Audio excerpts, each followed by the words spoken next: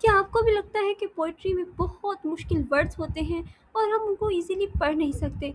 बल्कि William Wordsworth ने कहा था कि ऐसा बिल्कुल भी नहीं होना चाहिए। Welcome back to my channel viewers, I hope आप सब ठीक होंगे। आज हम डिस्कस करने वाले हैं प्रीफेस टू लारिकल बैलेड्स। इससे पहले कि हम उनको डिस्कस करें, इनको राइट किया है विलियम वर्ड्सवर्थ ने। आइए इनके बारे में थोड़ा सा जानते हैं। ये मेंबर ऑफ लेक पोइट्स रहे हैं, रोमांटिक पोइट रहे हैं और इनका मास्टरपीस था परल्यूड। और वीवर्स पोइट लोरेट भी रहे हैं 1843 में। बैकग्राउंड से स्टार्ट करते हैं। प्रीफेस टू लारिकल बैलेड्स क्या हैं?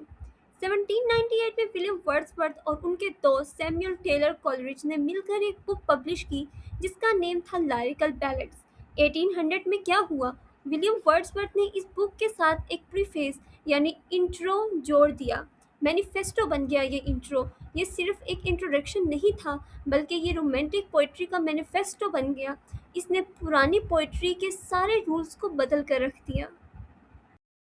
आइए पढ़ते हैं मेन पर्पस की तरफ कि वर्ड्सवर्थ ने ये प्रीफेस क्यों लिखा। वर्ड्सवर्थ का मकसद बहुत क्लियर था, पुरानी पोइट्री का रिजेक्शन। उस ज़माने की पोइट्री बहुत आर्टिफिशियल और दुश्वार थी, मुश्किल थी, जिसे वर्ड्सवर्थ ने रिजेक्ट किया। नए पोइट्री का डिफेंस। उन्होंने बताया कि उनकी नई पोइट्री क्यों बेहतर है। आम लोगों की ज़ुबान। उनका सबसे बड़ा आर्ग्यूमेंट ये था कि पोइट्री को महलों से निकाल कर आम इंसान की ज़िंदगी और उनकी आम ज़ुबान लैंग्वेज ऑफ कॉमन मैन के करीब लाया जाए। फिर वीवर्स उन्होंने इस मैनिफेस्टो में खुद को डिफेंड करने के लिए, अपने आर्ग्यूमेंट्स को और स्ट्रॉन्ग बनाने के लिए पोइट्री की डेफिनेशन दी और बताया कि असल पोइट्री की डेफिनेशन को इस ज़माने में कैसा होना चाहिए। Poetry is the spontaneous overflow of powerful feelings recollected in tranquillity. घबराने की बात नहीं है, अब हम इसको आसान अल्फाज में 4 स्टेप्स में समझेंगे। आसान अल्फाज में समझें पोएट्री की डेफिनेशन को by William Wordsworth. Spontaneous overflow. जब आपका दिल जज्बात फीलिंग्स से भर जाता है तो पोएट्री खुद ब खुद बहते हुए पानी की तरह निकलती है। इसमें कोई ज़बरदस्ती नहीं होती। Powerful feelings. ये कोई आम फीलिंग नहीं होती, बल्कि गहरे जज्बात होते हैं, जैसे खुशी, गम या हैरत। रिकोलेक्टेड। रिकोलेक्टेड उन जज्बात को दोबारा याद किया जाता है। रिकोलेक्टेड इन ट्रैंक्विलिटी। और ये याद तब आती है जब आप बिल्कुल सुकून और तन्हाई में बैठे हों। यानी पहले आप सीन देखते हैं, फिर अकेले में बैठकर उस पर सोचते हैं और फिर एक शेर लिखते हैं।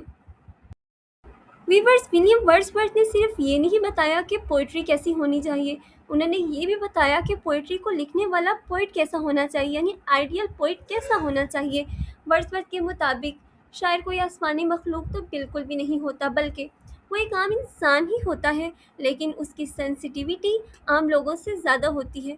वो उन चीज़ों को महसूस कर सकता है जो आम लोग नज़रअंदाज कर देते हैं। वो नेचर यानी कुदरत से डीपली कनेक्टेड होता है और सबके दिल की बात को आम सादा ज़ुबान में बयान करने की सलाहियत रखता है। आइए अब समझते हैं कि आखिर विलियम वर्ड्सवर्थ को ऐसा क्या हुआ कि वो खड़े हो गए और आर्ग्यूमेंट्स पेश किए कि नहीं, ऑल पोइट्री अब और नहीं चलेगी और मुझे न्यू पोइट्री को लेकर आना है। वीवर्स यहाँ एक बहुत बड़ा मुकाबला था। लैंग्वेज ऑफ पोइट्री वर्ड्सवर्थ का सबसे बड़ा आर्ग्यूमेंट बना। पुरानी पोइट्री यानी old poetry, new classical poetry. Number 1 artificial language, बहुत मुश्किल और भारी भरकम अल्फाज। नंबर 2 पोएटिक डिक्शन, शेरों के लिए अलग फारसी लातीनी नुमा कॉम्प्लेक्स वर्ड्स यानी लैटिन और ग्रीक वर्ड्स का यूज़ भर भर के किया जाता। थर्ड वन इज़ सिर्फ अमीर लोगों के लिए, सिर्फ पढ़े लिखे और हाईली एजुकेटेड लोग ही उस पोइट्री को पढ़ सकते थे। अब विलियम वर्ड्सवर्थ ने अपनी पोइट्री को क्यों इंट्रोड्यूस करवाया और किस कैरेक्टरिस्टिक्स के थ्रू इंट्रोड्यूस करवाया, आइए वो पढ़ते हैं। विलियम वर्ड्सवर्थ की new poetry. Number 1 common man's language, वो ज़ुबान जो आम लोग रोज़मर्रा ज़िंदगी में बोलते हैं। नंबर 2 सिंपल एंड नेचुरल, बिल्कुल नेचुरल और सीधी बात, बिना किसी दिखावत और आर्टिफिशियल लैंग्वेज के। नंबर 3 सबके लिए, ताकि हर कोई पढ़कर इससे खुद को रिलेटेबल और कनेक्ट कर सके।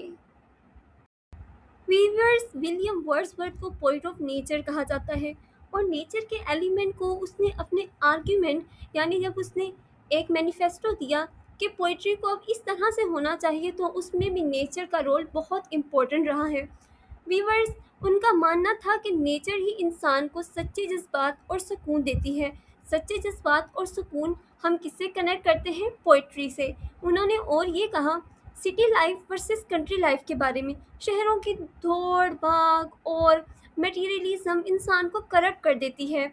इसके बरक्स जो लोग गाँव में या कुदरत के करीब रहते हैं, उनके जज्बात ज़्यादा पाकीज़ा यानी प्योर और बहुत अच्छे होते हैं।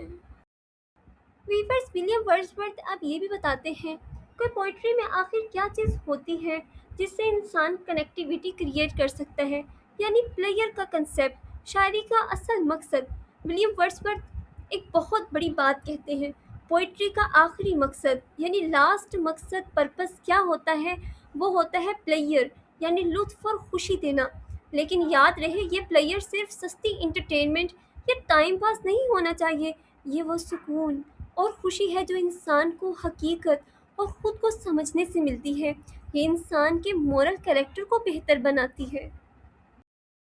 वीवर्स, विलियम वर्ड्सवर्थ ने अपने लारिकल बैलेड्स में हर उस चीज़ को इंट्रोड्यूस करवाया है जो उनके व्यू पॉइंट्स को और आर्ग्यूमेंट्स को और स्ट्रोंगर बनाती है। इसके रहते चले उन्होंने प्रोज और पोइट्री में डिफरेंस भी बताया है। व्यूअर्स, याद रखिएगा, प्रोज का ऑपोजिट हमेशा पोइट्री होता है। आइए समझते हैं। लोग समझते हैं कि प्रोज और पोइट्री दो बिल्कुल अलग दुनिया है, लेकिन वर्ड्सवर्थ ने इनको बदल दिया, इसको बदल डाला। ट्रेडिशनल व्यू, प्रोज दिमाग को अपील करती है और पोइट्री दिल को। प्रोज की लैंग्वेज आम होती है और पोइट्री की लैंग्वेज फेमस, फैंसी। अब हम समझते हैं कि वर्ड्सवर्थ ने क्या जवाब दिया। दोनों की लैंग्वेज में कोई बड़ा या अहम फ़र्क नहीं होना चाहिए। एक अच्छी पोइट्री भी प्रोज की तरह आसानी से समझ आनी चाहिए, बस उसमें एक रिथमिक मिठास होती है।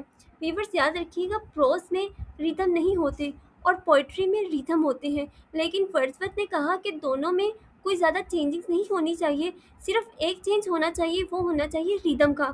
उसके अलावा दोनों इतनी आसान होनी चाहिए कि लोग इससे कनेक्ट कर सकें, अपने जज्बात को हल्का कर सकें और ख़ुद को रिलेटेबल बना सकें इस चीज़ के साथ।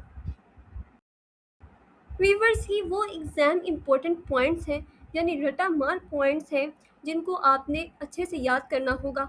अगर तो paper MCQ point of view से है तो फिर तो बहुत ही अच्छे से प्रिपेयर करना होगा। वीवर्स, नंबर 1, प्रीफेस को रोमांटिक मूवमेंट का कॉन्स्टिट्यूशन मैनिफेस्टो कहा जाता है। डेफिनेशन, पोइट्री जज्बात का स्पॉन्टेनियस ओवरफ्लो है जिसे सुकून में याद किया जाता है। थर्ड वन इज़ लैंग्वेज, सिर्फ और सिर्फ कॉमन मैन की simple language. Number 4, source, poetry का सबसे बड़ा सोर्स नेचर है। नंबर 5, पर्पस, पोइट्री का मकसद प्लेयर के साथ साथ नॉलेज देना है। और अगर तो आपका सब्जेक्टिव पेपर है तो ये क्वेश्चंस ज़्यादातर एक्सपेक्ट किए जाते हैं कि प्रीफेस टू लारिकल बैलेट से ही लिए जाएंगे। वीवर्स, एक इम्पोर्टेंट चीज़ उन लोगों के लिए जो यहाँ तक मेरी वीडियो में पहुँचे हैं, याद रखिएगा, प्रीफेस पर जाने से पहले हमें उस किताब को समझना होगा जिसके लिए ये प्रीफेस लिखा गया था। उस किताब का नेम है लारिकल बैलेट्स। लारिकल बैलेट्स क्या होता है? ये पोइम्स की एक किताब है जो 1798 में पब्लिश होती है दो दोस्तों के थ्रू, विलियम वर्ड्सवर्थ और सैमुअल टेलर कोलरिज। लारिकल का मतलब होता है दिल के जज्बात, इमोशंस। बैलेट कहते हैं आम लोगों की कहानियाँ या गीत। ये क्यों ख़ास है? इस किताब से पहले पोइट्री बहुत मुश्किल और सिर्फ अमीरों के लिए होती थी। इस किताब ने उन सारे पुराने रूल्स को तोड़कर आम इंसान, सिंपल लैंग्वेज और नेचर को पोइट्री का हिस्सा बनाया। यहाँ से रोमांटिक पोइट्री का आगाज़ होता है। आइए अब समझते हैं इसका प्रीफेस से क्या रिश्ता है। आप अपनी बात को आगे इस तरह से जोड़ सकते हैं, लारिकल बैलेट से प्रीफेस तक। जब 1798 में ये किताब आई तो लोगों ने इसका मजाक उड़ाया और बहुत क्रिटिसाइज़ किया, क्योंकि ये बिल्कुल नई तरह की पोइट्री थी। तब 1800 में किताब का सेकंड एडिशन आया। वर्ड्सवर्थ ने इसके साथ एक प्रीफेस, इंट्रोडक्शन जोड़ा।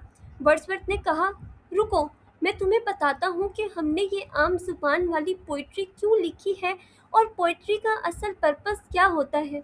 बस इसी जवाब का नाम प्रीफेस टू लारिकल बैलेट्स है। यानी वीवर्स बगावत तो लारिकल बैलेट से ही स्टार्ट हो गई थी न्यू पोइट्री की तरफ। बस प्रीफेस इंट्रोडक्शन इसलिए साथ जोड़ा गया ताकि अपने आर्ग्यूमेंट्स को डिफेंड किया जा सके। वीवर्स, ये था हमारा आज का लेक्चर। आई होप आपको वीडियो पसंद आई होगी। तो आपने मेरे चैनल को सब्सक्राइब करना तो बिल्कुल भी नहीं भूलना। अपने फ्रेंड्स के साथ इसको शेयर भी करना है। Thanks for watching.